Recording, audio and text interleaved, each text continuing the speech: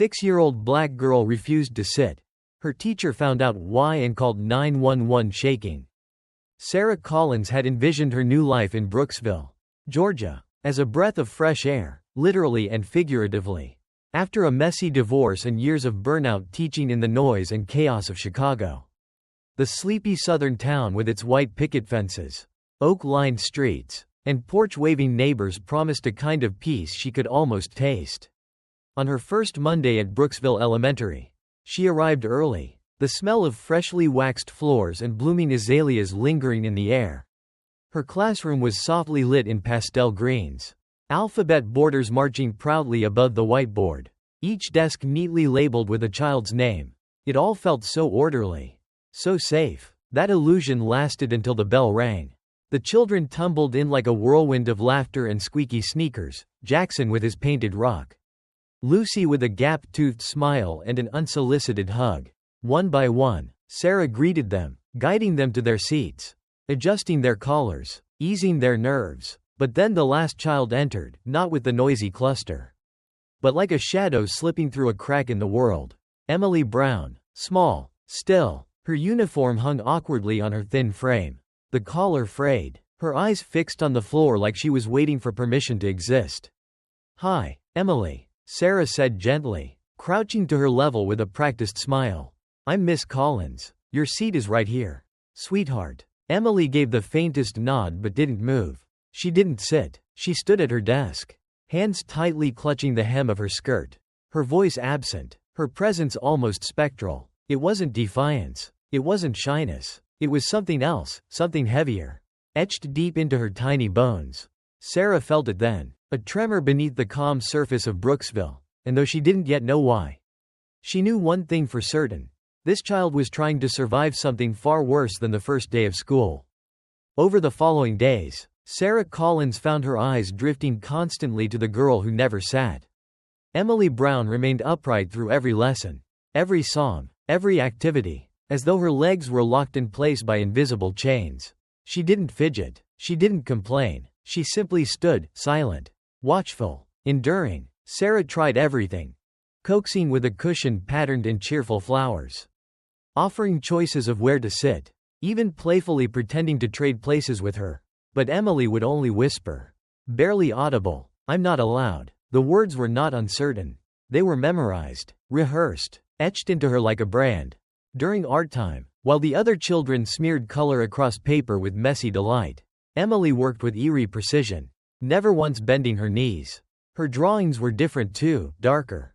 One afternoon, Sarah knelt beside her and asked about a crude, shadowy sketch she'd made, a black rectangle, a stick figure standing beside it, red dots pooling at the base. Emily didn't look up. "It's the bad chair," she murmured, "the one in the basement." The words chilled Sarah to her marrow. That night, she opened a fresh notebook and began writing. Not just lesson plans or classroom ideas, but observations, fragments, red flags, Emily's stiff posture, her skittishness, the SUV that picked her up without the driver ever stepping out, the way she flinched at sudden sounds, how her eyes scanned the room like someone being hunted. Sarah brought up her concerns at the next staff meeting, only to be met with polite nods and practiced dismissal. Trauma manifests in strange ways. Someone said, "You're probably reading too much into it." But Sarah couldn't unsee what she'd seen. She couldn't forget Emily's clenched hands, or the way her voice thinned to a thread when asked simple questions. There was something unspoken gnawing at the edges of this picture-perfect town. Something darker than neglect. And Sarah, despite every warning bell ringing in her head, knew she was already in too deep to look away. It was a conversation in the teacher's lounge that first peeled back the corner of the curtain. Sarah mentioned Emily's name, carefully, cautiously, and the school counselor responded with a tone meant to soothe, as though Sarah were simply a young teacher overreacting. "You probably don't know," he said with a knowing smile. "But Emily lost both parents in a house fire. Tragic. The Whitmores were kind enough to take her in." The name landed with weight. The Whitmores. As in Jonathan and Grace Whitmore, he. The builder of the school's gleaming new gymnasium, she. The chair of the district's education foundation. Brooksville royalty. Old money. The counselor added. Real heart for the community. But that didn't sit right with Sarah. The more she heard about their generosity, the more it rang hollow. So she reached out to the one person she knew wouldn't offer polite reassurance, Marcus Thompson. A former student advocate turned freelance investigator, who now lived on the edge of town with stacks of case files instead of coffee table books. They met in a dim booth at Joe's Diner, the rain tapping the windows like a warning. Sarah laid it all out, the standing, the drawings, the whispers about a basement. Marcus didn't flinch. He stirred his coffee slowly. This town's got a long tradition of hiding monsters behind magnolia trees, he said flatly, especially when it comes to black kids in white houses. That night, Sarah found herself poring over Emily's latest drawing. A house, split in two. The top half showed normal things, beds, a window with bars, a woman with no mouth. But the bottom was darker, boxes, no windows, and stick figures crammed into tight spaces. One figure had a scribble over its head like a storm cloud. In the corner, Emily had written one word in shaky letters, help. Sarah's chest tightened. These were not fantasies. They were memories in disguise. The next morning, she drove past the Whitmore estate, a white columned mansion behind an ornate iron gate, perfectly manicured, utterly still. No toys in the yard, no bikes, no chalk drawings on the sidewalk. Just surveillance cameras tucked into eaves and hedges trimmed so precisely it made her skin crawl. It looked less like a home and more like a stage set, designed to impress, to mislead, to hide. And Sarah realized with a sickening clarity, whatever was happening to Emily hadn't just been overlooked.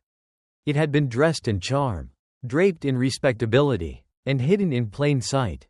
They took everything from her classroom, her students, her voice. The letter was slipped into her mailbox like a death sentence, suspended for overreach, insubordination, breach of protocol. Sarah Collins read it in silence, fingers trembling, but inside her, something had already solidified into steel. They could strip her title, but they couldn't unsee what she had seen, couldn't erase the image of Emily's hollow eyes and the bruises that bloomed like whispered warnings on her arms. The system had failed the child, so Sarah chose not to. She met Marcus nightly now, in his cluttered apartment buzzing with camera gear, notes pinned to corkboards, timelines scrawled across whiteboards like battle plans. They had begun building a case, carefully, quietly, legally. They dug into property records, uncovering a permit filed by the Whitmores 3 years ago for a wellness addition. No inspection, no photos, no blueprints, just a signature and a lie. And then came the call. Rachel Morgan, the school nurse, her voice a whisper on the line. Emily asked about you. The dam broke. Rachel had seen it too, the burns. Round and deliberate, like the imprint of a hot spoon. Emily had begged her not to tell. They'll make me sit on it again, she'd whispered. That same night, Emily handed Rachel another drawing. Another house, another basement, but this time, there were 9 stick figures. And a new word scrawled in the corner in trembling, terrified handwriting. Help. They had enough. Friday came cloaked in cold rain. Steady and unforgiving. Sarah sat in the passenger seat of Marcus's car, heart pounding, breath fogging the window as they watched the Whitmore estate from a block away. Security lights blinked. SUVs came and went. Inside, children waited. They waited for no one. But tonight would be different. Armed with knowledge, footage, maps, and a promise made in ink and in soul, Sarah and Marcus moved. They slipped through the blind spot near the garage, timed perfectly to the rotation of the cameras. Marcus killed the light with a contractor's tool. The camera blinked to black, and they were inside. The garage smelled like bleach and money. Gleaming cars sat in silence, hiding secrets beneath their waxed surfaces. And then they found it, a narrow stairwell, hidden behind a false wall, leading down into silence. Sarah flicked on her flashlight.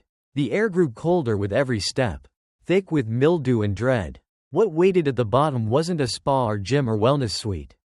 It was a series of concrete rooms, barred like cages, stained floors, no windows, a prison for children. And they were there, curled up on thin mats, blinking against the sudden light, too shocked to scream. One boy pointed. The new girl's sick. She won't wake up. Sarah ran. In the corner, she found her, tiny, burning with fever, lips cracked, limbs curled like a question. It wasn't Emily. It was a younger girl. 4, maybe 5. Lily. They would later learn. Missing from a nearby county for 3 weeks. Sarah dropped to her knees, cradling the girl's head, whispering to the others, "It's over now. You're safe." But even as she said it, footsteps echoed above, voices shouted. A crash. Marcus's voice crackled over the radio. "They're contained. State police are here. Ramirez's team just pulled in." Sarah didn't cry until a boy beside her whispered, "If we're good, do we get chairs again?" Then, and only then, did the tears come. By morning, the headlines screamed louder than Sarah ever could. Basement of horrors uncovered in Brooksville. Educator's suspicion leads to rescue of missing children. Her face was everywhere: television, online articles, whispered gossip through town markets and church steps. But inside her small house on the edge of town, Sarah Collins sat on her porch with the termination letter in her lap. The district's official stamp soaked soft by the misty Georgia air. Conduct unbecoming of an educator. It read, "Violation of protocol." She traced the words with a thumb, her expression unreadable. Across from her, Marcus sat in silence, watching the sky lighten behind the oaks. "They're going to paint me as the problem," she said at last. "They already have," he replied. "Let them try. We've got the truth now." She didn't answer. She wasn't sure truth would ever be enough in a town built on curated smiles and silent backdoor deals. And yet, it was moving, slowly, irrevocably. Charges were filed. Child trafficking, abuse, conspiracy. 4 more arrests followed within a week. The state launched a full investigation into the foster system, starting with every placement made in the last 5 years. The task force was real. The rot, undeniable. The Whitmore estate was condemned, sealed off behind rusted police tape and boarded windows. Hidden rooms were discovered beyond the basement, soundproof chambers, crawl spaces with locks on the outside, chains bolted into the concrete. The illusion of Brooksville cracked wide open, and something ugly and ancient spilled out. Still, the town turned its back on her. Neighbors who once smiled from porches now shut their doors. A woman at the grocery store hissed homewrecker under her breath. Someone etched traitor onto her car. The ones who'd never dared to see the truth couldn't forgive the woman who forced them to. But Sarah didn't retreat. Instead, she accepted the call that came late one Thursday evening from the governor's office. They wanted her to serve in an advisory capacity on the new state oversight board for child welfare, a voice not of theory, but of experience. She didn't ask for it. She hadn't wanted to be a symbol. But she said yes. 1 week later, she stood before the state legislature, testifying not as a martyr, not as a crusader, but simply as a teacher, one who had looked past the silence and seen a child standing where no child should ever have to stand. Her voice never trembled, her words never flinched, and when it was done, she walked out of the chamber to the sound of quiet, stunned applause. That night, Sarah visited the hospital. Most of the children had already been moved to temporary homes. But Emily remained. When Sarah entered the room, the little girl looked up from her drawing, eyes wide but calm. Her arms were wrapped in soft gauze, her legs curled beneath a blanket. She was safe now, really safe. The drawing in front of her showed a house with windows and light, chairs around a table, and small, smiling figures. In one corner, written with careful letters, was the word, home. Sarah sat beside her, watching her color in the sky. Emily didn't say anything for a long time.